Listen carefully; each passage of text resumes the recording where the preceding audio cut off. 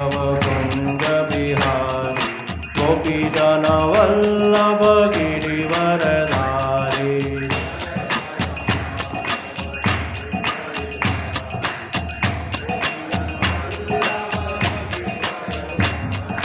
हरे कृष्णा कृष्णा कृष्णा हरे हरे, हरे राम राम राम हरे हरे।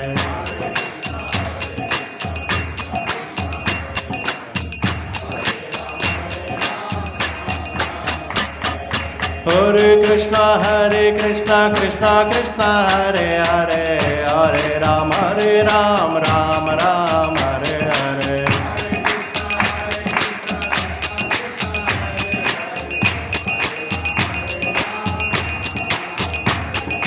हरे कृष्णा कृष्णा कृष्णा हरे हरे, हरे राम राम राम हरे हरे। बोले बोलिए, सब बोलिए, बोलो। हरे कृष्णा कृष्णा कृष्णा हरे हरे, हरे राम राम राम हरे हरे।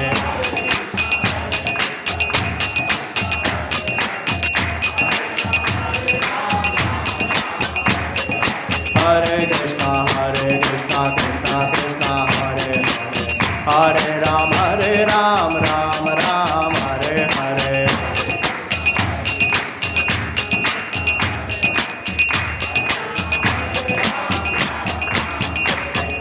जय जगन्नाथ स्वामी जय जगन्नाथ, जय जगन्नाथ स्वामी जय जगन्नाथ।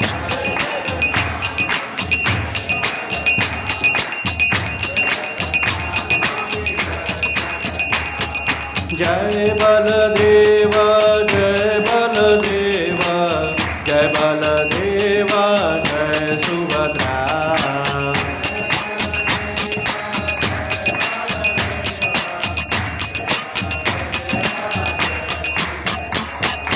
जगन्नाथ स्वामी नयन पथगामी भव तुम्हें।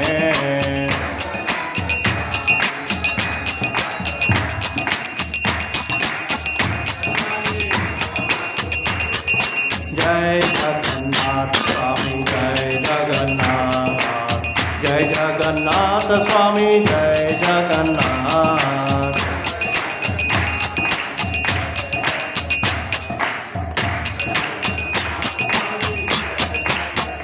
हरे कृष्णा कृष्णा कृष्णा हरे हरे, हरे राम राम राम हरे हरे। बोले बोले, कृष्णा कृष्णा हरे हरे, हरे राम राम राम हरे हरे। हरे कृष्णा कृष्णा कृष्णा हरे हरे, हरे राम राम राम हरे हरे। हरे कृष्णा कृष्णा हरे हरे, हरे राम राम राम हरे हरे।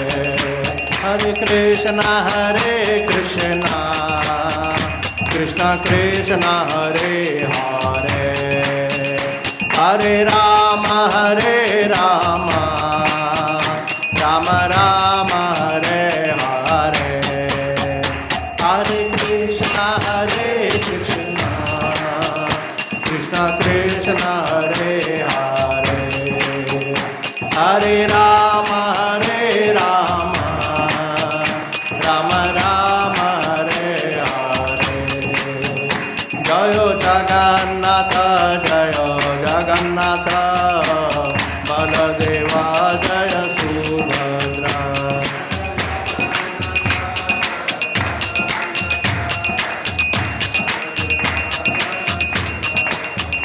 जय राधा माधव राधा माधव राधे।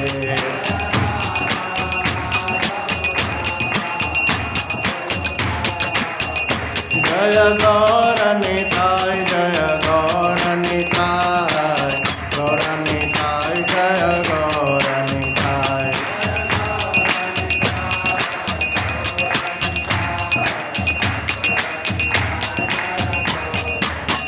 जय जय प्रभुपाद प्रभुपाद प्रभुपाद प्रभुपाद।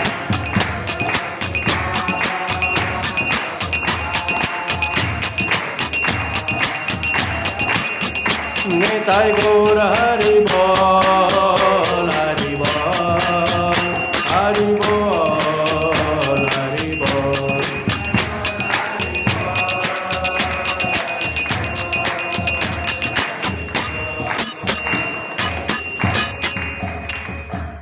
बोलो श्री श्री जगन्नाथ बलदेव सुभद्रा माई की, श्री श्री राधा माधव भगवान की, श्री श्री गौर निताई भगवान की, जगत गुरु शिला प्रभुपाद की, हरे कृष्ण महामंत्र की, श्रीमद् भगवद गीता की, जय गौर प्रेमानंदे। ओम नमो भगवते वासुदेवाय, ओम नमो भगवते वासुदेवाय, ओम नमो भगवते वासुदेवाय। नारायणं नमस्कृत्यं नरं चैव नरोत्तमं, देवीं सरस्वतीं व्यासं ततो जयमुदीरये। नष्टप्रायेषु अभद्रेषु नित्यं भागवत सेवया, भगवती उत्तमा श्लोके भक्तिर्भवति नैष्ठकी। कृष्णाय वासुदेवाय देवकी नंदनाय च नंदगोपकुमाराय गोविंदाय नमो नमः। नीलाचल निवासाय नित्याय परमात्मने बलभद्र सुभद्राभ्यां जगन्नाथाय ते नमः। ओम ज्ञानतिमिरन्धस्य ज्ञानाञ्जनशलाकया चक्षुरुन्मिलितं येन तस्मै श्रीगुरवे नमः। श्रीचैतन्यमनोभीष्टं स्थापितं येन भूतले स्वयं रूप कदा मह्यं ददाति स्वपदान्तिकं। वन्देऽहं श्रीगुरो श्रीयुतापदकमलं श्रीगुरून् वैष्णवां च श्रीरूपां साग्रजातं सहगणरघुनाथान्वितं तं सजीवं साद्वैतं सावधूतं परिजनसहितं कृष्णचैतन्यदेवं श्रीराधाकृष्णपादान् सहगणललिता श्रीविशाखान्वितं च। हे कृष्ण करुणा सिंधो दीनबंधो जगत्पते गोपेश गोपिका कांत राधा कांत नमस्तुते। तप्त कांचन गौरांगी राधे वृंदावनेश्वरी वृषभानुसुते देवी प्रणमामि हरिप्रिये। वाञ्छाकल्पतरुभ्यश्च कृपा सिन्धुभ्य एव च पतितानां पावनेभ्यो वैष्णवेभ्यो नमो नमः। जय श्री कृष्ण चैतन्य प्रभु नित्यानंद श्री अद्वैत गदाधर शिवासादि गौर भक्तवृंद। हरे कृष्णा कृष्णा कृष्णा हरे हरे, हरे राम राम राम हरे हरे। हरे कृष्णा कृष्णा कृष्णा हरे हरे, हरे राम राम राम हरे हरे। हरे कृष्णा कृष्णा कृष्णा हरे हरे, हरे राम राम राम हरे हरे।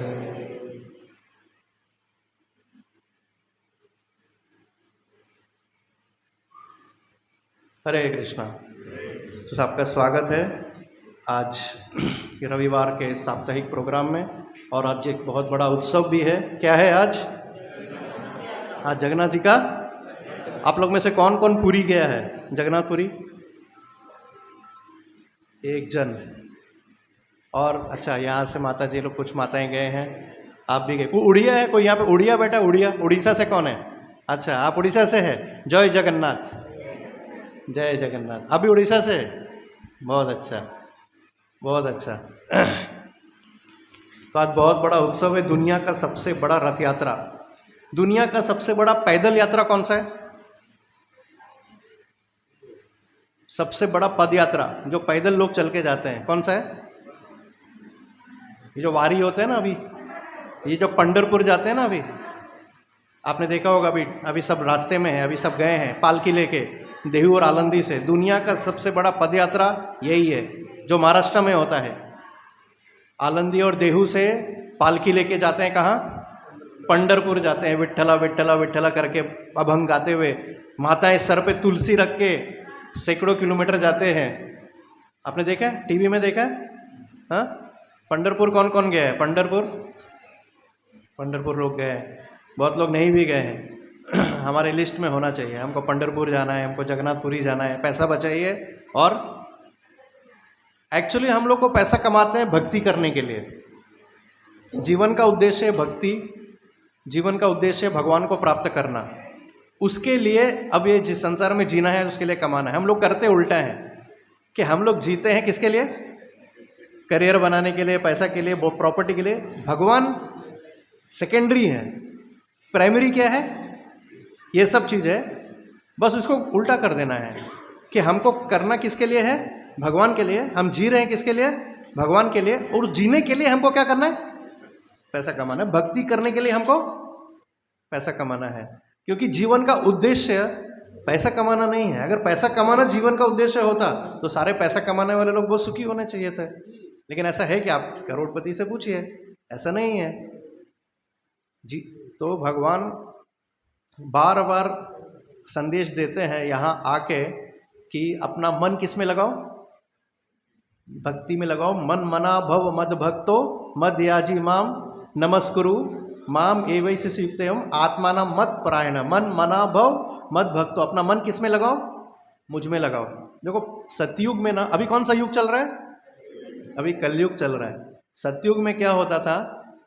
जो असुर लोग होते थे ना, वो दूसरे ग्रहों में रहते थे। दूसरे ग्रहों से आके दूसरे ग्रहों पे अटैक करते थे असुर लोग। जैसे वराह भगवान का अवतार हुआ ना, पृथ्वी को क्या हुआ? पृथ्वी को जल में डाल दिया गया था। वराह भगवान वराह अवतार लेकर आए। वराह अवतार में पृथ्वी को क्या किया? ऊपर लेके आए। ये सतयुग की लीला है। त्रेता युग में क्या हुआ? त्रेता युग में जो युद्ध है असुर और देवों में पृथ्वी पे हुआ। तो त्रेता युग में असुर कौन था? त्रेता युग में कौन था असुर? रावण। रावण कहाँ रहता था? लंका में। और वो जो भी होता था लोक में करता था त्रेता युग में। द्वापर युग में जो युद्ध है, द्वापर में युद्ध किस में होना चालू हो गया? भाई भाई में। समझ में आ रहा है? द्वापर में युद्ध कहाँ हुआ? परिवार में चालू हो गया, भाई भाई में चालू हो गया। और कलयुग में युद्ध किधर चालू है? हाँ? मन में, अपने खुद। यहां पे युद्ध किधर चालू है? खुद से युद्ध चालू है। समझ रहे हैं? राक्षस किधर बैठा है? हम सब के अंदर छोटा रावण, छोटा हिरण्यकशिपु, छोटा दुर्योधन कहीं ना कहीं किसी रूप में है। और इसलिए बहुत आसान है इससे कलयुग में। इसलिए भगवान की कृपा भी बहुत ज़्यादा है, क्योंकि कलयुग में तपस्या करना बहुत मुश्किल है, इतना आसान नहीं। जैसे सतयुग में, त्रेता, द्वापर युग में लोग तपस्या आराम से कर लेते थे, लेकिन कलयुग में तपस्या करना मुश्किल है। सुबह उठना तपस्या करना मतलब क्या? सुबह 4 बजे उठिए। मंदिर में 4:30 बजे मंगला आरती होती है। 4:30 बजे आरती करने के लिए 3:30 बजे सबको उठना होता है। तो मंदिर में रहने वाले कर सकते हैं, लेकिन बाहर रहने वाले मुश्किल है। तो कलयुग में जितना तपस्या करना मुश्किल है, भगवान ने अपना कृपा करना ज़्यादा बढ़ा दिया है। भगवान बहुत आसानी से क्या करते हैं? कृपा देते हैं, कृपा करते हैं, बहुत आसानी से कृपा कर देते हैं, क्योंकि भगवान को मालूम है। जैसे अगर आपको 2-3 बच्चे हैं, जो बच्चा बदमाश है आप चाहेंगे कि वो जल्दी क्या हो जाए? सुधर जाए, तो उस पर आप थोड़ा ज़्यादा कृपा करेंगे। तो उसी तरह है, कलयुग में भगवान कृष्णा जगन्नाथ के रूप में आते हैं, क्या करने के लिए? लोगों को कृपा करने के लिए। तो आज का जो उत्सव है, आज इस पर थोड़ा चर्चा करेंगे, रथ यात्रा पे, जगन्नाथ जी पे चर्चा करेंगे, ठीक है। बहुत महान उत्सव है ये, दुनिया का सबसे बड़ा रथ यात्रा, दुनिया का सबसे बड़ा रथ जगन्नाथ जी का है। अभी जगन्नाथ जी को पहांडी विजय करके बोलते हैं, भगवान को डोलते डोलते लेकर आएंगे और रथ पे बैठाएंगे, और हजारों लोग, आपने टीवी में देखा होगा, हजारों लोग रथ को क्या करेंगे? खींचेंगे। तो मंदिर जो है, मंदिर से खींच के वो 3 किलोमीटर का जो रोड है, ग्रैंड रोड बोलते हैं उसको, उस पर खींच के ले जाएंगे। और कहाँ लेके जाएंगे? गुंडीचा मंदिर लेके जाएंगे। तो गुंडीचा मंदिर जो है वो वृंदावन का प्रतीक है। किसका प्रतीक है? कृष्ण भगवान कहाँ जाना चाहते हैं? वृंदावन। कृष्ण भगवान की देखिए 3 जगह प्रमुख लीलाएं हुई हैं। उनकी बाल लीला वृंदावन में हुई, फिर जब यौवन हो गए, कंस को मारने के लिए कहाँ पे आए? मथुरा में। तो कृष्ण भगवान ने फिर लीला कहाँ पे की? मथुरा में। लेकिन मथुरा में कंस को मारने के बाद क्या हुआ? जरासंध और बाकी काल यवन, कई असुर बार बार मथुरा पे आक्रमण करने लगे। कृष्ण भगवान ने 17 बार जरासंध को हराया, लेकिन उसके बाद देखे कि यहाँ पे बार बार मथुरा क्या हो गया है, बार बार आक्रमण से बहुत शहर बहुत डिस्टर्ब हो गया है। तो कृष्ण भगवान सारे मथुरावासी, सारे अपने परिवार वालों को लेके मथुरा से कहाँ चले गए? हाँ, द्वारका चले गए। लेकिन तो यानी भगवान ने कहाँ लीला की? बचपन की लीला कहाँ की? वृंदावन में, फिर उसके बाद मथुरा में, फिर उसके बाद द्वारिका में। कुरुक्षेत्र में क्या हुआ? कुरुक्षेत्र में महाभारत का युद्ध हुआ, और कुरुक्षेत्र में एक बहुत महान चीज हुआ। क्या? कृष्ण भगवान ने अर्जुन को गीता का संदेश दिया, भगवत गीता का संदेश दिया। आप लोग सबके पास भगवत गीता है? किसके पास नहीं है भगवत गीता? नहीं है तो लेके जाइए, यहाँ पे उपलब्ध है। जिनके पास नहीं है लेके जाइए और उसको डेली पढ़िए।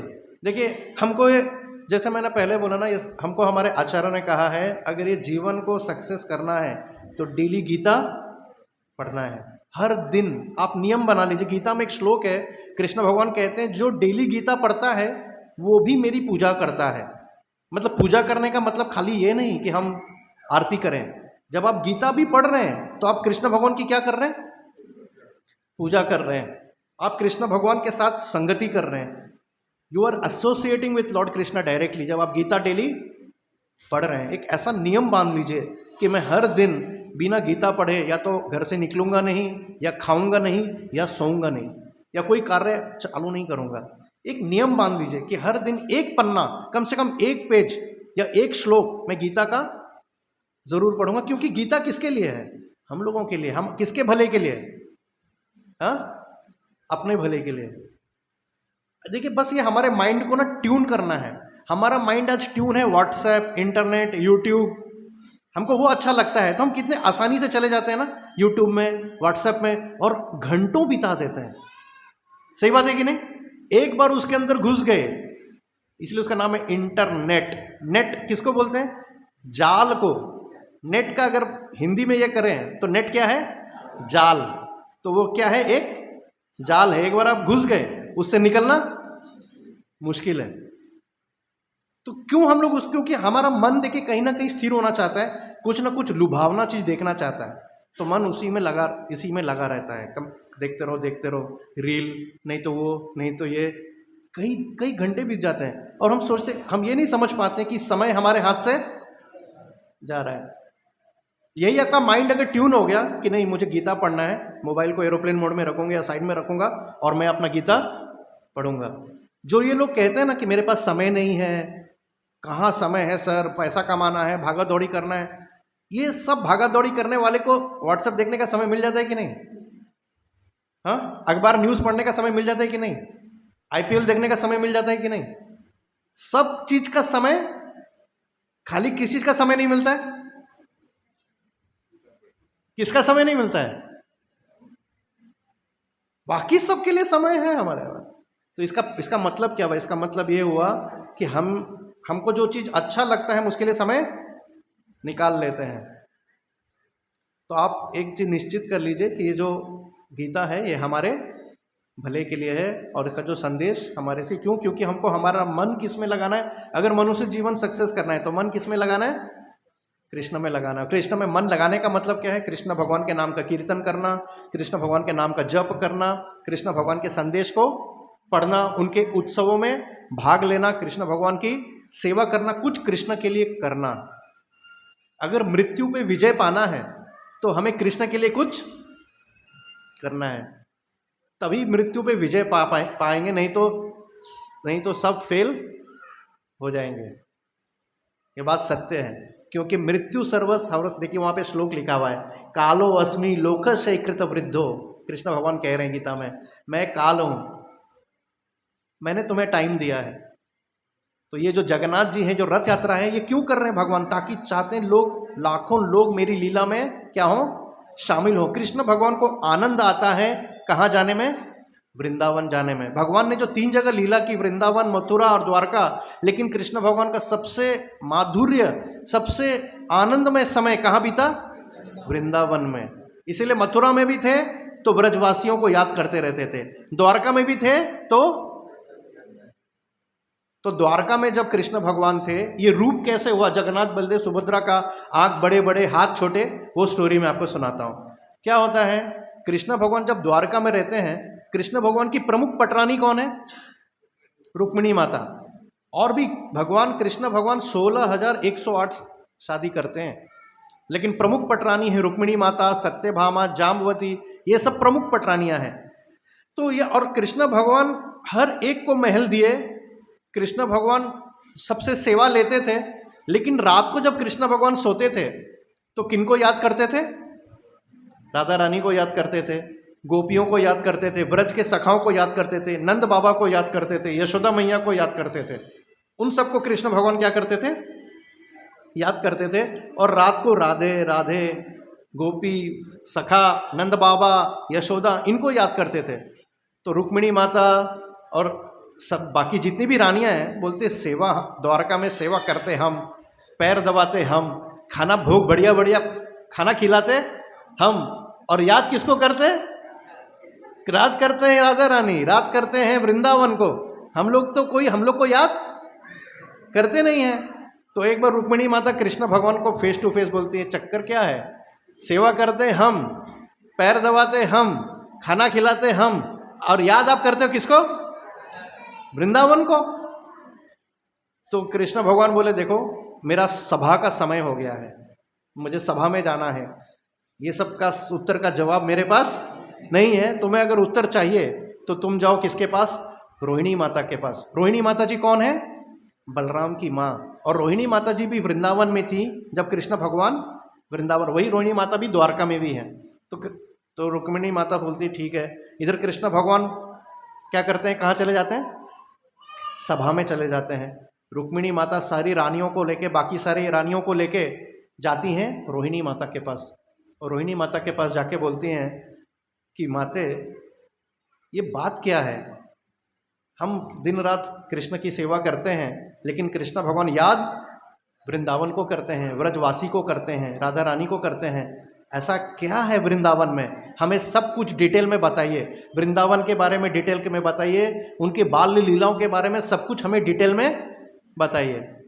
तो रोहिणी माता जी कहती हैं कि ठीक है, मैं आपको डिटेल में सब कुछ तो बताऊंगी, लेकिन कृष्ण और बलराम सुनने नहीं चाहिए। वो लोग अगर आके सुनेंगे तो वो लोग द्वारका में नहीं रहेंगे, क्योंकि वो हमेशा वृंदावन को याद करते रहते हैं। द्वारका छोड़ के कहाँ चले जाएंगे? वृंदावन चले जाएंगे। तो एक डिसीजन होता है कि सुभद्रा मैया, जो कृष्ण भगवान की बहन है सुभद्रा का शादी किससे हुआ था? अर्जुन से। तो कृष्ण भगवान की जो बहन है सुभद्रा, उनको बोला जाता है, जैसे हम लोग देखिए अभी दरवाजा बंद करके अंदर कथा कर रहे हैं ना, तो वैसे ही वहां पे निर्णय होता है कि ऐसे ही हम लोग एक सब हॉल में दरवाजा बंद कर देंगे और बाहर सुभद्रा खड़ी रहेगी। सुभद्रा पहरा देगी, और अगर कृष्ण बलराम आ गए तो वो हमें कुछ इशारा कर देगी, कुछ नॉक कर देगी कि कृष्ण बलराम आ रहे हैं, तो हम लोग वृंदावन की कथा करना बंद कर देंगे। क्योंकि अगर कृष्ण बलराम सुनेंगे तो वो लोग अपने आप को कंट्रोल नहीं कर पाएंगे, क्योंकि भगवान को अपने बाल्य लीला इतने पसंद थे, इतने पसंद, वो कभी भी वो ब्रजवासियों से दूर रह के ना, उनका हृदय बहुत पीड़ित था भगवान कृष्ण का, और ब्रजवासियों का भी हृदय उतना ही पीड़ित था। देखिए, दूर रहने में भी एक आनंद है, उसके एक अलग आनंद की अनुभूति होती है, लव इन सेपरेशन, इसको विरह योग बोलते हैं। तो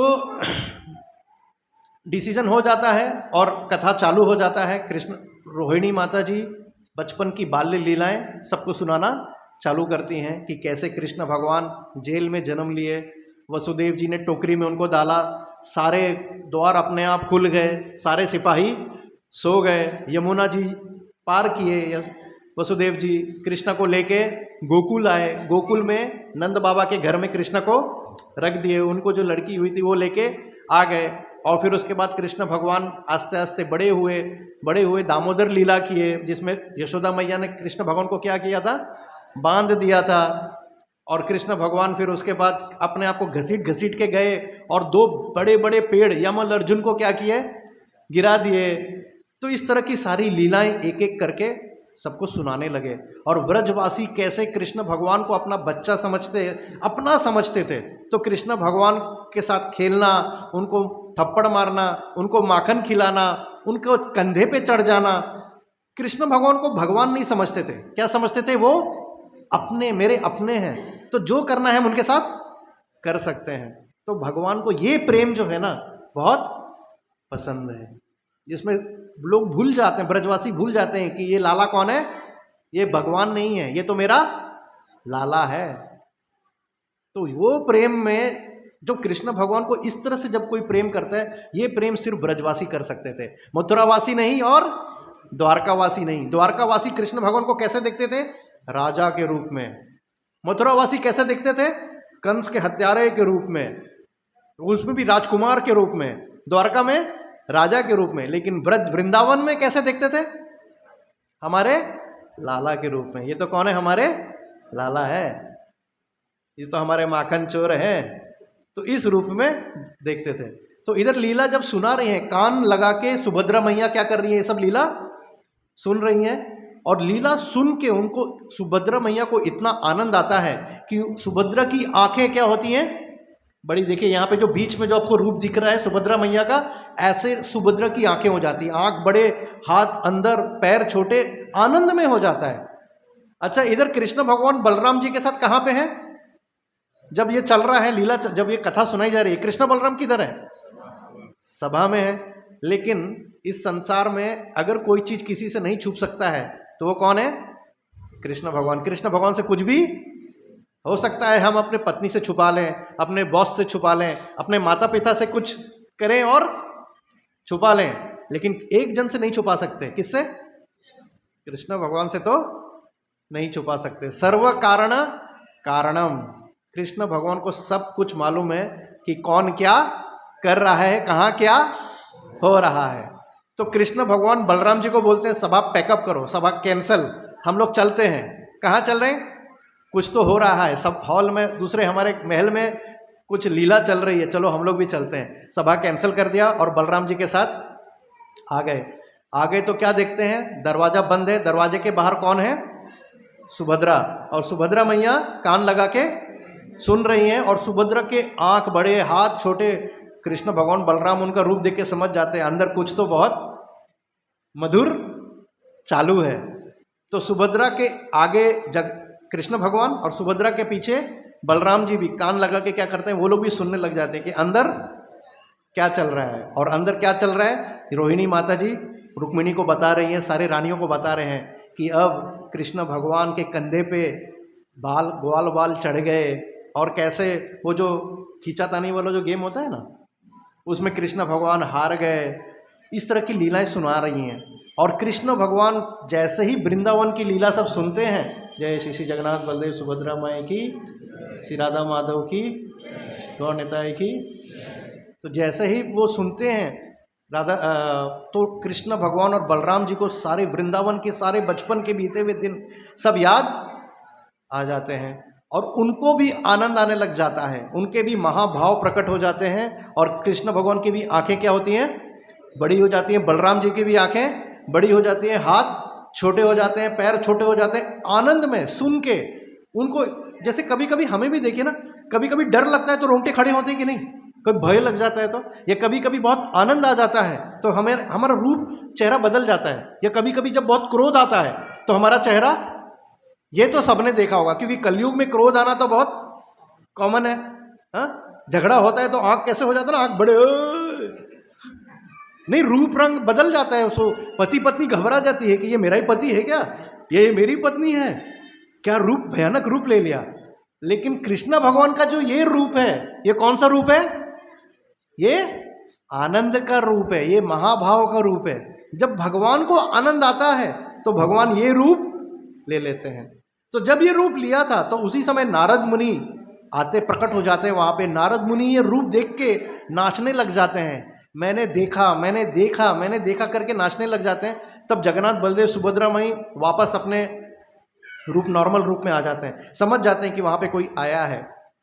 और फिर उसके बाद कृष्ण भगवान नारद मुनि को देख के बोलते हैं, अरे नारद तुम यहाँ, बोले हाँ। नारद मुनि कृष्ण भगवान को देख के बोलते हैं कि हे भगवान, हे प्रभु, आपका ये सुंदर रूप जो मैंने देखा अभी, जो आपका ये महाभाव का रूप, ये आनंद का रूप, ये रूप सबको देखना चाहिए, सबको ये दर्शन दीजिए। ऐसा क्यों कि खाली मैं देखूं, सबको दिखना चाहिए। ये साधु होते हैं, जो साधु होते हैं ना, वो सिर्फ अपने बारे में नहीं सोचते, वो किसके बारे में सोचते हैं, सबके बारे में। जो साधु नहीं है, जो स्वार्थी है, वो किसके बारे में सोचता है, वो सिर्फ अपने बारे में सोचता है। हम सबके अंदर देखिए कहीं ना कहीं साधुपन है ही है, है ही है। हर माँ के अंदर एक साधुपन है। क्यों? क्योंकि माँ किसके बारे में, दूसरे के बारे में, अपने बच्चे के बारे में सोचते हैं। समझ रहे हैं? आप लोग के अंदर भी, हर किसी के अंदर कहीं ना कहीं साधुत्व छुपा हुआ है। हम सब चाहते हैं कि हम दूसरों का क्या करें, भला करें, दूसरों का हम क्या सेवा करें। हर जीव के अंदर रहता है, क्योंकि जीव खुश नहीं हो सकता अपने बारे में सोच सोच के, स्वार्थी जीवन जी के कभी कोई जीव खुश नहीं रह सकता। आप देखिएगा, आप अपने बारे में सोचिए, आपको ज़्यादा खुशी नहीं मिलेगा।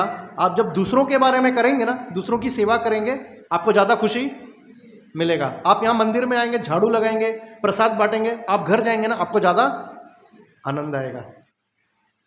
आप कहीं भी देखिए, ये फॉर्मूला है। आप जैसी दूसरों की सेवा करते हैं, आपको ज़्यादा आनंद आता है। जैसे शिला प्रभुपाद अमेरिका गए, हजारों लोगों को प्रसाद खिलाते थे, प्रसाद खाते हुए, भक्तों को प्रसाद खाते हुए देखते हुए प्रभुपाद जी को बहुत आनंद मिलता था।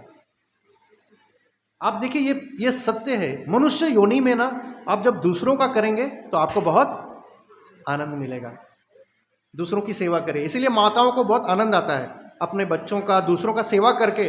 आप देखिए, औरतें बहुत खुश होती हैं, उनको बहुत अच्छा लगता है। उनके लिए रोटी कम होगी तब भी वो बोलेंगे और एक ले लो, तुम ले लो, कोई बात नहीं। क्यों? क्योंकि सामने वाले को खिला के माता को क्या मिल रहा है, भले मुझे एक रोटी कम मिले। ये इसको बोलते हैं साधुत्व, ये है साधु। तो नारद मुनि यही भगवान कृष्ण से कहते हैं कि आप ये रूप की क्या करो, ये रूप सबको दर्शन दो। तब भगवान कृष्ण बोलते हैं कि हाँ ठीक है, कलयुग में मैं जगन्नाथ के रूप में क्या होऊंगा, प्रकट होऊंगा और ये रूप सबको दर्शन दूंगा। तो अब क्वेश्चन उठता है कि ये अगर लीला द्वारका में हुई तो भगवान पुरी कैसे पहुंच गए? समझ रहे हैं? तो पुरी कैसे प्रकट हुए? एक राजा के कारण। उस राजा का नाम था राजा इंद्रदुम्न। सतयुग में एक राजा हुए जिनका नाम था इंद्रदुम्न। वो राजा थे अवंतीपुर के, अवंतीपुरी के। अवंती कहाँ, कौन सा जगह है अवंती? हाँ, उज्जैन। उज्जैन में, उज्जैन किस लिए खास है? हाँ, वहाँ महाकालेश्वर है, शंकर जी एक ज्योतिर्लिंग है। लेकिन और एक चीज के लिए उज्जैन फेमस है। कृष्ण भगवान का गुरुकुल किधर है? उज्जैन में है। उनके गुरु कौन थे? सांदीपनि मुनि। तो अवंती, यही उज्जैन जिसका नाम अवंती भी है, उसके राजा थे राजा इंद्रदुम्न। तो उन्होंने जब स्कंद पुराण पढ़ा, स्कंद पुराण में लिखा था कि भगवान स्वयं विराजमान हैं संसार में। तो जब उन्होंने पढ़ा तो बोले मैं भगवान का दर्शन करना चाहता हूँ, मैं साक्षात भगवान का दर्शन करना चाहता हूँ। अपनी सभा बुलाए और सभा में, वो बहुत बड़े भक्त थे राजा इंद्रद्युम्न, शुद्ध भक्त थे। वो हमेशा सब कुछ जो भी कार्य राज्य चलाते थे भगवान को केंद्र में रख के, तो भगवान का जीते जी दर्शन करना चाहते थे। तो उन्होंने सभा बुलाए और सभा में सबको जिज्ञासा रखा कि मैं भगवान का साक्षात दर्शन करना चाहता हूँ।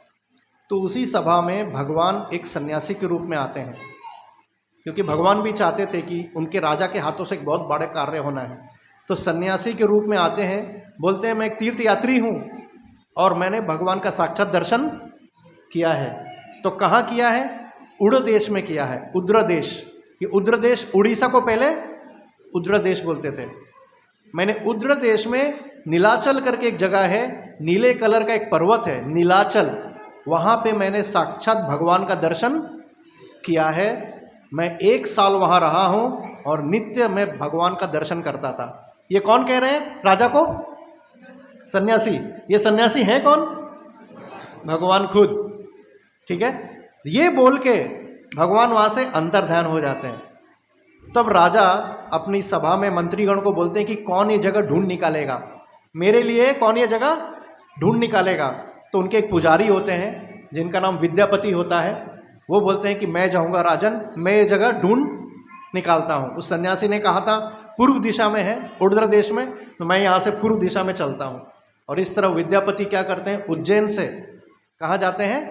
पूर्व दिशा, मतलब उड़ीसा के तरफ। और इधर आते हैं चल के, रथ में आते हैं, रथ में रहते हैं और आते हैं, पहले पहुँचते हैं भुवनेश्वर। आपने सुना है ना, उड़ीसा का कैपिटल भुवनेश्वर। भुवनेश्वर का पहले नाम था एकाम्रवन, उसे पहले एकाम्रवन कहते थे। आप भी आज भी जाएंगे तो बहुत जगह भुवनेश्वर में लिखा रहेगा एकाम्रवन। वहाँ पहुँचते हैं, वहाँ पहुँच के आगे घना जंगल होता है। भुवनेश्वर से पुरी तक के बीच में पहले बहुत घना जंगल था। तो उस घने जंगल में वो प्रवेश करते हैं और वहाँ पे जाके उनको कुछ लोग बातें करते हुए सुनाई देते हैं जो भगवान का दर्शन करके आ रहे थे। वो समझ जाते हैं कि भगवान यहीं कहीं पास में है। और फिर वो थोड़ा आगे जाते हैं तो एक पुजारी को देखते हुए आते हैं कि एक पुजारी चल के आ रहा है और उसके शरीर से बहुत खुशबू, सुंदर खुशबू आ रही है। ये इस संसार की खुशबू नहीं है, एकदम दिव्य खुशबू है।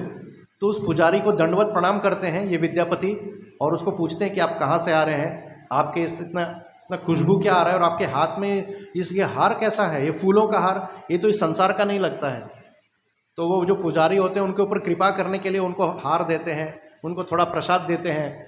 और ये फिर बात पूछते हैं, बार बार विद्यापति पूछते हैं कि आप कहाँ से आ रहे हैं, आप कौन हैं? तो वो पुजारी उनको बताते हैं कि मैं भगवान का पुजारी हूँ और मैं साक्षात भगवान का सेवा करके अभी आ रहा हूँ। तो बोलते ये फूल कैसा है, ये फूल तो बड़ा सुंदर फूल है, ये तो पृथ्वी में नहीं होता है, और ये प्रसाद थोड़ा खाते हैं। बोलते हैं ये तो किसी मनुष्य ने नहीं बनाया। तो बोले मैं जिस भगवान की सेवा करता हूँ वहाँ पे फूल चढ़ाने और प्रसाद चढ़ाने देवता लोग स्वर्ग से आते हैं, ये उनका द्वारा चढ़ाया हुआ है, मनुष्यों द्वारा चढ़ाया हुआ नहीं है। ये सुन के विद्यापति समझ जाते हैं कि मैं सही जगह आ गया हूँ। पुजारी को विनती करते हैं, पुजारी को बताते हैं कि मुझे राजा इंद्रद्युम्न ने भेजा है और मुझे भगवान का दर्शन कराइए आप। तो पुजारी जानते थे, पुजारी को पहले से मालूम था कि राजा इंद्रद्युम्न के हाथों बहुत बड़ा कार्य होना है। तो पुजारी उनको लेके जाते हैं उस घने जंगल के अंदर में, और एक वट वृक्ष होता है जिसे कल्प वृक्ष कहते हैं, वट वृक्ष के नीचे भगवान विराजमान रहते हैं। वहाँ पे ले जाके भगवान का दर्शन कराते हैं।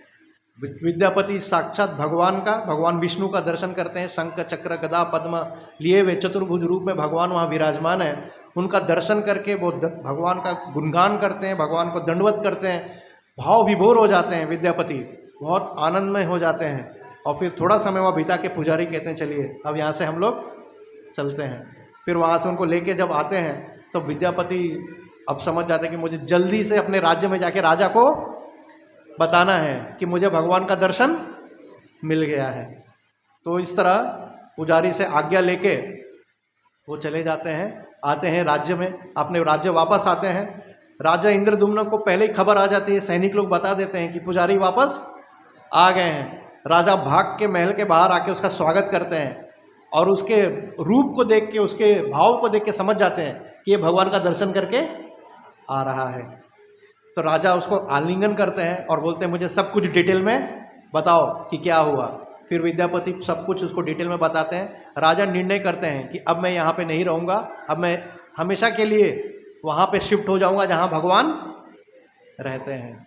और तभी नारद मुनि वहाँ पे आते हैं और राजा इंद्रदुम्न नारद मुनि को कहते हैं कि कृपा आप भी हमारा मार्गदर्शन दीजिए, आप भी हमारे साथ चलिए। तो नारद मुनि तैयार हो जाते हैं और नारद मुनि के साथ राजा इंद्रदुम्न पूरी अपना सेना और सब कुछ लेके, सारे परिवार के लोगों को लेके अवंती से कहाँ आते हैं, ये नीलाचल उद्रदेश, यहाँ पे आते हैं। पहले भुवनेश्वर आते हैं, भुवनेश्वर में आके एक बिंदु सरोवर है, वहाँ पे स्नान करते हैं। वहाँ पे शंकर जी और पार्वती माता राजा को दर्शन देते हैं और शंकर भगवान राजा को कहते हैं कि आपके हाथों से एक बहुत बड़ा कार्य होना है, अब आप विलम्ब न करें, आप एक अश्वमेघ यज्ञ करें और आप उसके बाद जैसा जैसा आपको निर्देश दिया जाए, नारद मुनि जैसा जैसा कहें आप उसको करें।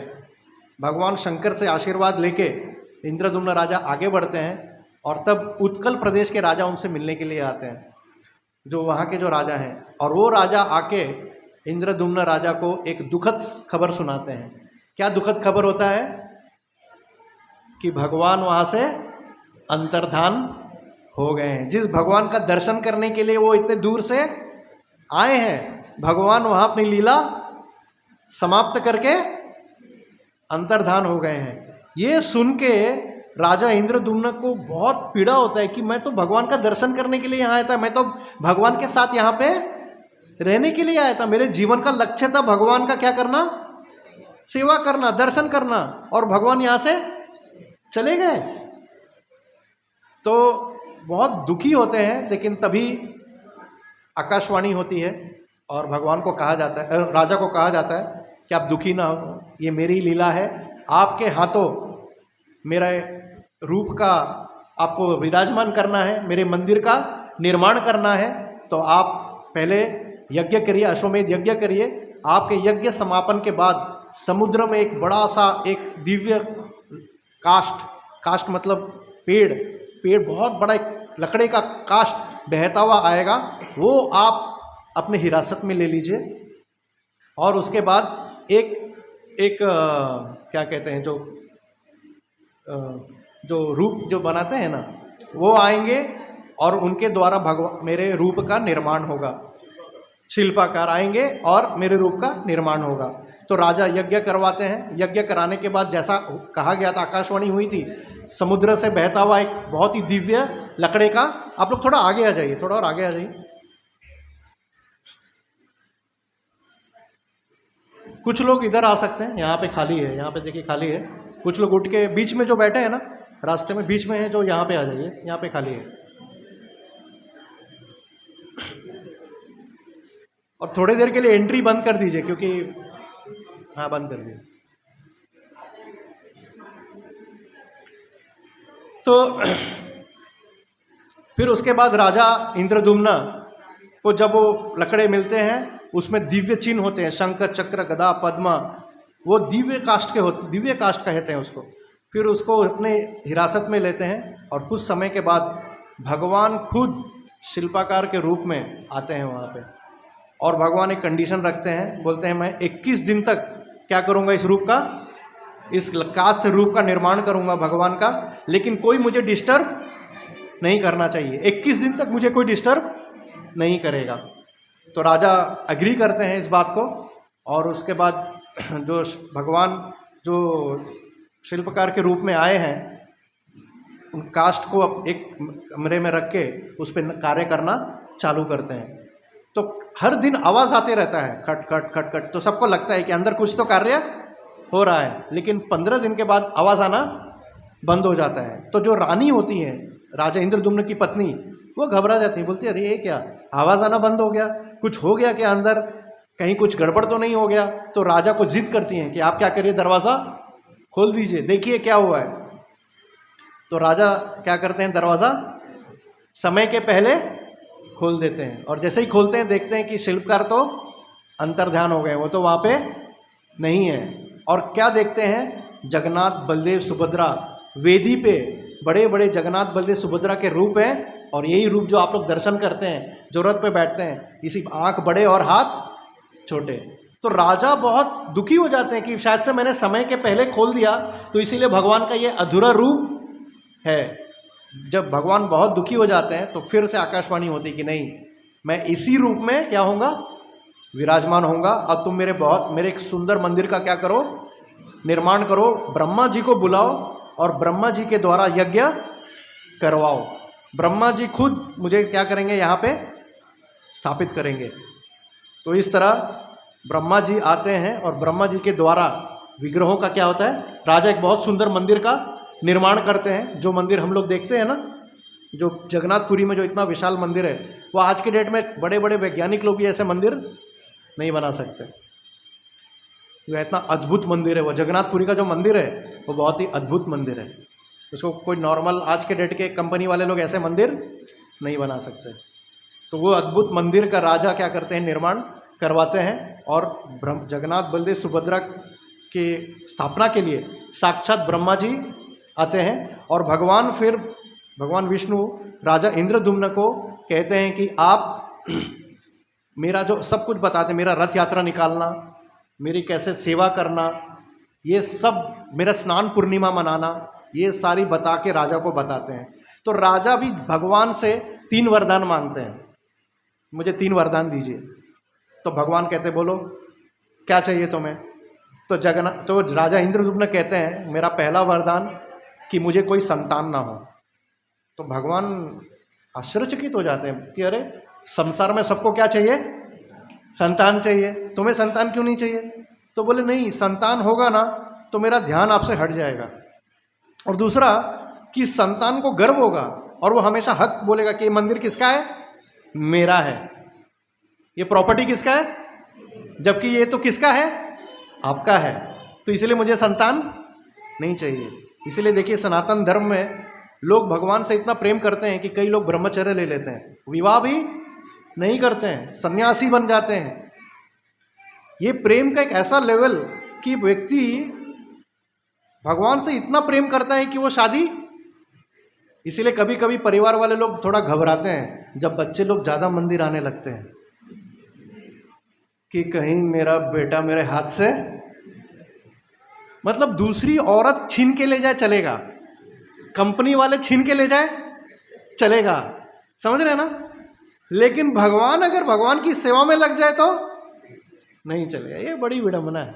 लेकिन कहते हैं ना कि जिसके खाते में लिखा है ब्रह्मचर्य, जिसके खाते में लिखा है प्रभु की सेवा, उसे भावनाएं रोक नहीं सकती, उसे भावना नहीं। तो हमारे आदि शंकराचार्य, माधवाचार्य, चैतन्य महाप्रभु, हाँ, शिला प्रभुपाद, ऐसे अनन्य असंख्य सन्यासी, ऐसे असंख्य भक्त नहीं होते। भक्ति सिद्धांत सरस्वती ठाकुर, ऐसे कई वैष्णव हुए जिन्होंने क्या किया है, एक निष्ठ ब्रह्मचर्य का पालन किया और भगवान से इतना प्रेम किया कि भगवान के लिए बहुत सेवा किया। तो ये सिर्फ आपको सनातन धर्म में मिलता है, ये प्रेम का लेवल है। आप नियम से क्या होते हैं, नियम तो होना चाहिए, क्योंकि भगवान से प्रेम करते हैं तो कुछ नियम होना चाहिए, जैसे मांस नहीं खाना, नशा नहीं करना, तंबाकू नहीं खाना, गुटखा नहीं खाना, कुछ तो शुद्धता चाहिए। भगवान परम शुद्ध है, हम लोग परम शुद्ध के पास जा रहे हैं, तो हमारे अंदर थोड़ी शुद्धता होनी चाहिए। और शुद्धता अगर नहीं भी है तो बहुत आसान है शुद्ध होना। भगवान का सिर्फ क्या करो, नाम का जप करो, आस्ते आस्ते आपके अंदर जितनी भी गंदगी है ना, वो क्या होगा, निकल जाएगा। मैंने कथा के शुरू में क्या कहा था कि अभी युद्ध किससे चल रहा है, हाँ, हमारा अभी युद्ध इस संसार में खुद से चल रहा है, हमारे मन से चल रहा है। क्योंकि हमारे मन हमारे पिछले किए हुए कर्मों से क्या है, बंधित है, लिप्त है। तो इससे अगर बाहर निकलना है तो भगवान के नामों का जप करना है। देखिए यहाँ पे लिखा हुआ है ना, सब लोग मेरे पीछे बोलिए, हरे कृष्णा कृष्णा कृष्णा हरे हरे, हरे राम राम राम हरे हरे। ये माला लीजिए, भगवान का नाम का जप करिए, कीर्तन करिए, प्रसाद खाइए, आनंद में रहिए। कलयुग में लोगों के पास सब कुछ है लेकिन कोई खुश नहीं दिखता है, सब उदास दिखते हैं। अब देखिए लोकल में, देखिए कल्याण में, आप स्टेशन पे चले जाइए, भिवंडी पे, कोई खुश दिखता है क्या? सभी दुखी हैं। मोबाइल आ गया, लैपटॉप आ गया, बंगला बन गया, गाड़ी बन गया, लेकिन खुश, क्योंकि खुशी का फॉर्मूला गलत है ना। मोबाइल लैपटॉप गलत नहीं है, लगाना किस में है? उसको लगाना किस में है? भगवान की सेवा में, भगवान की भक्ति में लगाना है। हम लगाए हुए किसके? खुद के इसमें। तो कैसे खुशी मिलेगा? हाँ, पैसा जानते हो किसके, कौन सी देवी के डिपार्टमेंट है? पैसा। और लक्ष्मी जी किसकी सेवा कर रही है? लक्ष्मी जी बता रही हैं कि तुमको किसकी सेवा करनी है? नारायण की। हमें लक्ष्मी चाहिए लेकिन नारायण, क्योंकि नारायण बोलते हैं भाई मांस मत खाओ, शराब मत पियो, नशा मत करो, तो इसीलिए नारायण कैंसिल। हाँ, नारायण नहीं चाहिए क्योंकि हम अपनी आदतों को सुधार नहीं सकते, लेकिन सुधर सकते हैं। मैं कह रहा हूं बहुत आसान है। चैतन्य महाप्रभु ने, शिला प्रभुपाद ने बहुत आसान तरीका दिया है।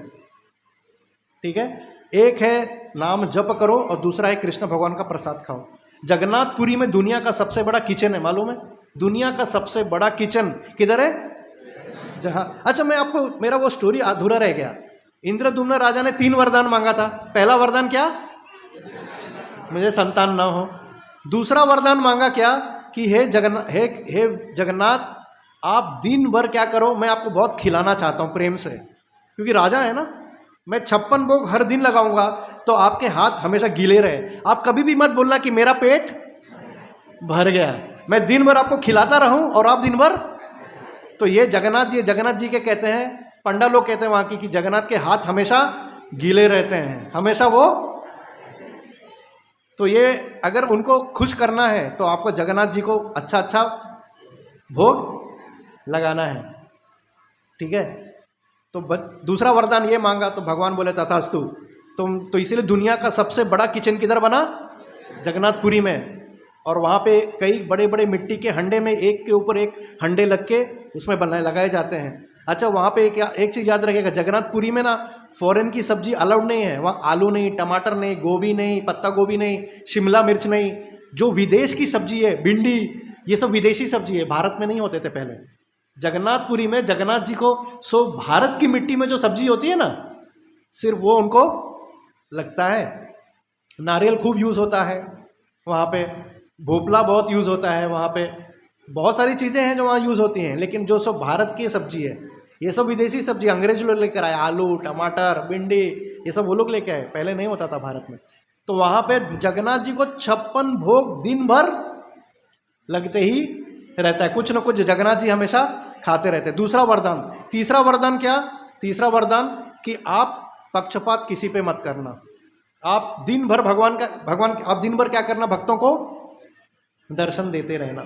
तो जगन्नाथ जी का रात को 12-1 बजे तक भी जगन्नाथ जी का दर्शन कई बार चालू रहता है। और अगर कभी पट बंद भी हो गया तो ऐसा नहीं भगवान सो गए, अंदर में देवता लोग रात को 12 के बाद देवता गण आते हैं भगवान जगन्नाथ का दर्शन करना है। जगन्नाथ जी देवताओं के साथ मीटिंग करते हैं रात को 12-1 बजे तक। तो ये बहुत अद्भुत लीलाएं होते रहती हैं जगन्नाथपुरी में। जगन्नाथपुरी बहुत ही अद्भुत जगह है। वहाँ की कई बातें हैं जो कई लोगों को मालूम नहीं है। बहुत सारी बातें ऐसी, बहुत सारी अद्भुत बातें हैं जगन्नाथपुरी की। तो ये हैं जगन्नाथ जी, जगन्नाथपुरी, जगन्नाथ धाम। 4 धाम है।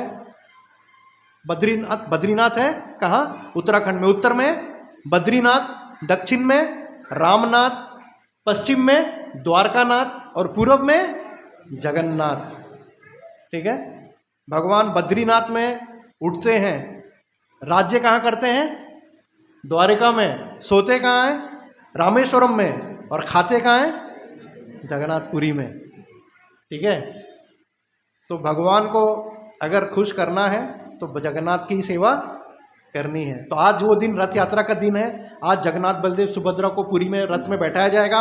भक्त लोग खींच के जगन्नाथ जी को कहाँ लेके जा रहे हैं? कहाँ लेके जा रहे हैं?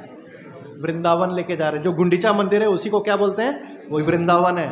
जगन्नाथ जी को लेके जा रहे हैं वृंदावन। हम जब भगवान को आनंद देते हैं तो भगवान हमारे सारे किए हुए पापों का, सारे किए हुए गलत कार्यों को क्या करते हैं? माफ कर देते हैं। जब हम कुछ ऐसा करें कि भगवान को क्या हो, आनंद मिले।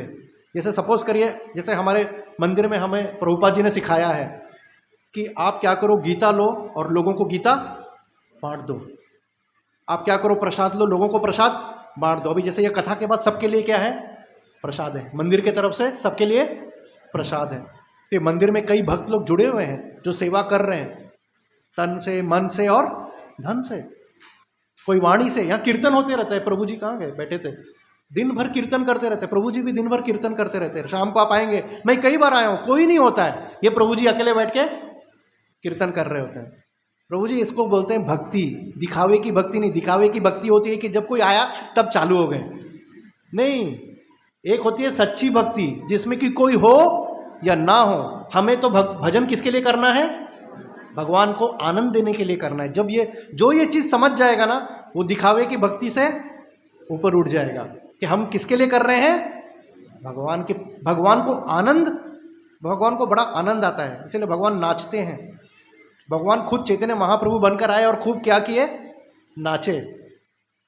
तो नाचना है और प्रसाद लेना है, ये दो चीज करेंगे, हमारा जो गंदगी है अंदर से क्या होगा, साफ हो जाएगा। ऐसे तो मुझे बहुत कुछ और बताना है, समय हो रहा है। एक छोटी लीला सुनाऊंगा आप लोग को।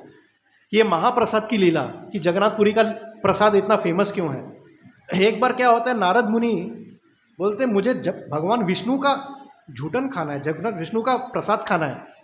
तो वो सोचते मैं कैसे पाऊँ, डायरेक्ट भगवान विष्णु डायरेक्ट मुझे देंगे नहीं। तो सोचते चलो लक्ष्मी जी की खूब सेवा करता हूँ, लक्ष्मी माता है, माँ होती है, जल्दी क्या होता है, समझ रहे ना। जैसे हमारा मार्क्स कम होता है तो किसके पास जाते हैं, पापा के पास कि मम्मी के पास। हाँ, मालूम है कि मम्मी जल्दी क्या करेगी, रिपोर्ट कार्ड पे साइन कर देगी, पापा तो दो। तो नारद मुनि किसके पास जाते हैं, लक्ष्मी माता का खूब सेवा करते हैं। लक्ष्मी माता जी खुश हो जाती हैं, बोलते बोलो नारद क्या चाहिए। बोले मुझे भगवान का प्रसाद चाहिए। तो लक्ष्मी माता बोलती है नहीं, मुझे मना किया है किसी को देने के लिए। बोलते देखिए मैंने आपकी सेवा की, आपने बोला क्या मांग रहे हो, और मैं मांग रहा हूँ और आप मुझे दे नहीं रही हैं। अब असमंजस में पड़ गई लक्ष्मी जी। बोले ठीक है बताती हूँ। तो अगले बार जब भगवान के लिए भोग लगाती हैं, विष्णु भगवान के पास लेके जाती हैं, तो हमेशा खुशी मन से जाती थी। लेकिन अभी जब गई तो घबराई हुई थी। विष्णु भगवान समझ गए कि कुछ तो गड़बड़ है। तो लक्ष्मी जी से पूछते हैं कि क्या बात है, आज इतने आनंद से भोग नहीं लगाई जितना पहले लाती थी। तो लक्ष्मी माता सब बता देती हैं कि भाई आपने मुझे किसी को प्रसाद देने को मना किया है, और उधर नारद मुनि मुझसे जिद करके बैठे कि आपका। तो भगवान बोले ठीक है, एक बार के लिए मैं ये रूल को हटाता हूँ, आज खाने के बाद तुम उसको क्या करना, मैं उधर देखूंगा, तुम ले जाके उसको दे देना। तो लक्ष्मी जी वैसा ही करती हैं। उसके बाद भगवान का प्रसाद, महाप्रसाद लेके जाके नारद मुनि को दे देती है। नारद मुनि उसी के लिए कर रहे थे। नारद मुनि क्या करते हैं, सारा प्रसाद खा लेते हैं। जैसे ही प्रसाद खा लेते हैं, नाचना चालू कर देते हैं। खूब आनंद में नाचते हैं। नाचते नाचते वैकुंठ से निकल के कैलाश पहुंच जाते हैं। कैलाश पहुंचते तो शंकर जी देखते हैं, बोलते अरे क्या बात है नारद, मैं मानता हूं कि नारायण में आनंद बहुत है, लेकिन आज तुमको थोड़ा ज़्यादा आनंद आ रहा है, क्या बात है। तो नारद मुनि बोल देते हैं कि आज मुझे नारायण का क्या मिला, प्रसाद मिला। तो शंकर जी बोले तुम अपने भाई को भूल गए, मुझे भी थोड़ा चाहिए। नारद मुनि बोले मैं तो सब चट कर गया। तो बोले कुछ तो होगा। तो यहाँ उंगली पे एक चावल का दाना था, वैसे हाथ से खाए थे ना, तो एक दाना था। तो क्या करते हैं, अपना उंगली शंकर जी के मुंह में डालते, तो चूस लो इसको।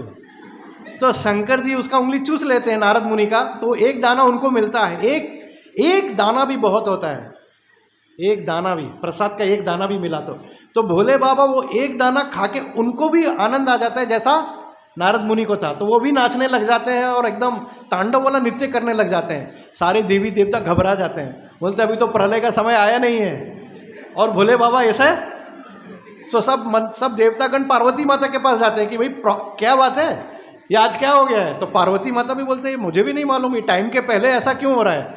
तो पार्वती माता शंकर जी के पास जाते, बोलते क्या हो गया, ये क्या कर रहे हो। तो बोले आज मुझे विष्णु का क्या मिला।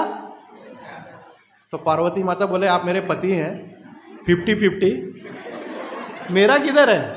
तो शंकर जी बोले मुझे ही मुश्किल से।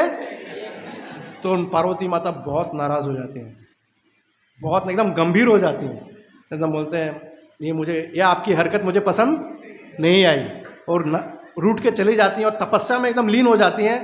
पूरा अग्नि प्रज्वलित हो जाता है सब जगह। अब सब वापस घबरा जाते हैं कि पार्वती माता क्या हो गई है, रुष्ट हो गई हैं। तो वो लोग वैकुंठ जाते हैं, सारे देवता ब्रह्मा जी वैकुंठ जाते हैं। विष्णु भगवान को बोलता है कुछ करिए, माता पार्वती बहुत नाराज हैं और शंकर जी भी अभी उनको मना नहीं सकते, आपको ही जाना पड़ेगा। तब गरुड़ पे बैठ के विष्णु भगवान खुद आते हैं और पार्वती माता बोलती हैं कि आप ये पक्षपात क्यों करते हैं अपना प्रसाद खिलाने में। मैं चाहती हूँ कि आपका प्रसाद हर किसी को मिले, कुत्ते को भी मिले, हर किसी को, कोई पक्षपात नहीं होना चाहिए कि सिर्फ कुछ लोगों को, सिलेक्टेड लोगों को मिलेगा, सबको मिलना चाहिए। तो विष्णु भगवान कहते हैं आप नाराज़ मत होइए, मैं जगन्नाथपुरी में, जब मैं जगन्नाथ के रूप में आऊँगा तो दुनिया का सबसे बड़ा किचन वहाँ पे होगा और मेरा प्रसाद सबको बांटा जाएगा, सबको मिलेगा, और पहले भोग तुम्हें लगेगा। तुम्हें नहीं मिला ना, तो नाराज़ थी क्योंकि उनको कुछ नहीं मिला। तो जगन्नाथपुरी में प्रथा है कि जो भी बड़े बड़े हंडी में जगन्नाथ जी को भोग लगता है, जगन्नाथ जी प्रसाद लेने के बाद वो सारा हंडी वहीं पे उसी प्रांगण में बिमला माता, जो पार्वती माता का मंदिर है, उनको लगता है। उसके बाद आनंद बाजार में जाता है। समझ रहे हैं? तो ये भी देखिए, पार्वती माता भी वैष्णवी हैं, तो वो भी क्या सारे संसार का भला कर रही हैं कि भगवान विष्णु का प्रसाद सबको मिले। समझ रहे हैं? तो ये है पार्वती माता। और इस तरह जगन्नाथ जी बहुत लीला किए हैं, भगवान देवताओं के साथ भी किए हैं और भक्तों के साथ भी बहुत अद्भुत अद्भुत लीलाएं किए हैं। मैं तो 3-4 बोलने के लिए लाया था, अभी जब तक पट नहीं खुलता है मैं एक लीला और सुनाता हूँ आपको, ठीक है? इसमें एक भक्त होते हैं जिसका नाम था बंधु मोहंती। जगन्नाथ जी के बहुत बड़े भक्त थे। उड़ीसा में एक शहर है जिसका नाम है जाजपुर। जाजपुर में रहते थे, उनकी पत्नी थी, 3 बच्चे थे, बहुत गरीब थे, बहुत गरीब थे, कभी कभी घर में खाने को भी नहीं होता था। तो एक दिन क्या हुआ, सूखा पड़ गया, जाजपुर में सूखा पड़ गया और खाने के क्या हो गए, वांदे हो गए। तो पत्नी बोली अरे कैसे घर चलेगा, बच्चे भूखे मर जाएंगे, आप कुछ करते क्यों नहीं है, आपका कोई पहचान का नहीं है। 1 घंटी बज गई। तो बंधु मोहंती बोलते हैं अरे हाँ, मेरा एक बहुत बड़ा दोस्त, एक दोस्त तो है जो दुनिया का बहुत बड़ा आदमी है। वो कौन है? जगन्नाथ। वो बोलते चलो हम लोग दोस्त के पास चलते हैं, यहाँ रहेंगे तो भूखे मर जाएंगे। तो जाजपुर से कहाँ जाते हैं? जगन्नाथपुरी। पुरी में आते हैं, रात हो जाती है, तो मंदिर में एंट्रेंस नहीं मिलता है, मंदिर में बहुत भीड़ होता है और वहाँ पे जो पंडे लोग खड़े थे सब, बहुत इतनी भीड़ थी तो सबको घुसने नहीं दिया जा रहा था, कुछ लोगों को घुसा रहे थे। तो बंधु मोहंती सोचते हैं मैं कल जाऊँगा, आज तो बहुत भीड़ है। तो मंदिर के उत्तर दिशा के उधर में जाके बैठ जाते हैं, दूसरी दिशा पे जाके, और दक्षिण में, अच्छा दक्षिण दिशा में जाके बैठ जाते हैं, बहुत भूखे होते हैं। तो वहाँ पे दक्षिण दिशा में क्या होता है ना, जो चावल ओवल का जो पानी है ना, वो वहाँ के नाले से अंदर किचन में नाले में पानी डालते हैं तो दक्षिण दिशा में निकलता है। तो बच्चे लोगों को वो माड़ का पानी क्या करते हैं, पिलाते हैं और बोलते हैं सो जाओ, कल हम लोग अपने मेरे दोस्त के पास जाएंगे।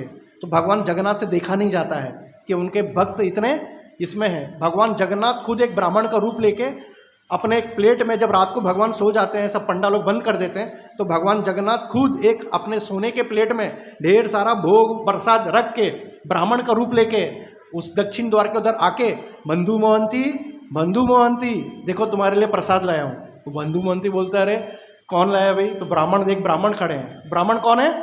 जगन्नाथ। वो प्लेट, भगवान जगन्नाथ को भी डर रहता है कोई देख लेगा, तो जल्दी से प्लेट देके भगवान क्या करते हैं, अंतर्धान हो जाते हैं। इधर ये लोग, ये बच्चों को सबको उठाता है, सबको भर पेट खिलाता है। लेकिन वो जो प्लेट था ना, वो सोने का प्लेट था। उस सोने के प्लेट को क्या करता है, अपने उत्तरी में ढक के रख देता है। वो जाता है प्लेट वापस करने, देखता है ब्राह्मण तो चला गया, तो सोने के प्लेट को अपने उत्तरी में ढक के रख देता है कि कल सुबह जाके देखेंगे, ढूंढेंगे ब्राह्मण को, प्लेट दे दूंगा। लेकिन क्या होता है, अगले दिन सुबह जब ये ब्राह्मण लोग जाते हैं, पुजारी लोग, तो देखते हैं कि वो सोने का प्लेट गायब है। तो पुलिस को बताया जाता है, पुलिस सारा खूब ये करते हैं, कुछ पंडों को पकड़ के, जो स्टोर कीपर थे ना, उन सबको मारते भी है कि सोने का प्लेट कहाँ गया। तो जब सुबह हो जाता है तो सोने का प्लेट चमक रहा होता है उसके उत्तरी में। तो लोग जो जहाँ से क्रॉस कर रहे थे, शक होता है, क्योंकि पूरे पुरी में आग के जैसा खबर फैल जाती है कि सोने का प्लेट चोरी हुआ है। तो कोई जाके पुलिस को पुलिस ये करता है कि भाई यार देखो, इसके उत्तरी में कुछ तो चमक रहा है। पुलिस आती है, देखती है क्या, सोने का प्लेट। बंधु मोहंती को खूब मारती है, कोई सुनता नहीं है। वो बोलता है अरे वही ब्राह्मण आके दे गया था, बोला हाँ, यहाँ पे तुम्हारे लिए आएंगे ना ब्राह्मण, खूब मारते उसको, खूब मारते हैं और जेल में बंद कर देते हैं, पूरे परिवार को उठा के। उसकी पत्नी बोलती है क्या है भाई, तुम्हारे दोस्त तो बढ़िया जगह है भाई, हाँ, लड्डू भी खिलाते रात को और सुबह बहुत, दोनों प्रसाद मिल गया, ये प्रसाद भी मिला और। लेकिन जगन्नाथ जी को ये स्वीकार नहीं होता है। और राजा के सपने में आके बोलते हैं मैं तुम्हारा सब कुछ छीन लूंगा अगर मेरे भक्त को तुमने बाहर नहीं किया, उसको आदर सत्कार नहीं दिया। वो मेरा महान भक्त है, तुम अगर 24 घंटे में उसको अगर तुमने बाहर नहीं किया और तुमको आदर सत्कार के साथ उसको पगड़ी पहना के उसके पैर नहीं धोए और उसका नहीं किया तो तुम्हारा सब कुछ सर्वनाश हो जाएगा। राजा जल्दी से सभा बुलाता है और सबको पूछता है कि भाई क्या करें। सब बोलते हैं जगन्नाथ जी ने अगर आपके सपने में आए हैं आप इसको जल्दी करिए। फिर वो जल्दी से जेल से उनको छोड़ते हैं, उनको माफ़ी मांगते हैं राजा, और उनको रहने का, खाने पीने का, सब चीज़ का व्यवस्था कर देते हैं। ठीक है, किसके कारण? जगन्नाथ जी के कारण। बोलो जगन्नाथ भगवान की, जगन्नाथ बलदेव सुभद्रा माई की, शिला प्रभुपाद की, तय गौर प्रेमानंदे। हरे कृष्णा। आरती का समय हो गया, अभी आरती होगा, सब लोग खड़े हो जाइए।